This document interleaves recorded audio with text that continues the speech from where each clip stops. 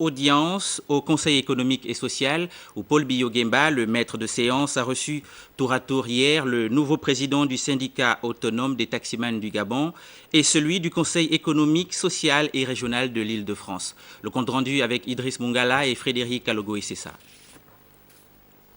Ce fut une journée quelque peu chargée pour le président du Conseil économique et social qui a dévisé en première heure avec le syndicat autonome des taximans du Gabon dirigé par Jean-Stanislas Choukou qui a d'abord tenu à présenter à Paul Biya-Oguemba l'ossature de son bureau avant de lui remettre un cahier de charges contenant le programme quinquennal sur la base duquel ses collègues l'ont porté à la tête du SATAG pour un mandat de 5 ans. En fait, il s'agit de réorganiser le domaine du transport urbain en difficulté actuellement.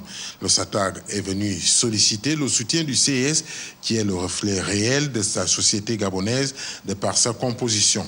Son rôle étant celui de conseiller, orienter, interpeller si nécessaire les décideurs publics sur la pertinence de leurs choix en matière de politique publique. On ne peut pas prendre une personne qui fait de la pêche pour devenir président du syndicat, par exemple, des pilotes d'avion. Il y a la loi 3547, l'article 270 qui dit « ne peut créer un syndicat que celui qui exerce dans cette fonction-là ».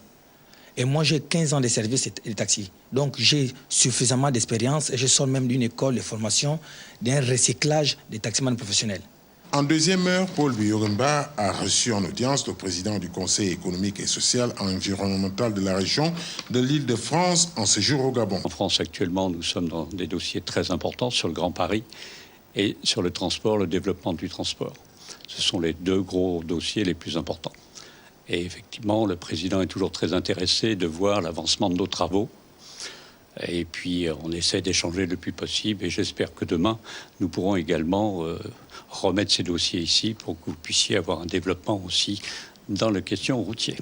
Rappelons que le Conseil économique et social et environnemental de l'Île-de-France avait signé le 3 juillet 2013 un partenariat d'échange dans le domaine de la formation avec le Conseil économique et social du Gabon.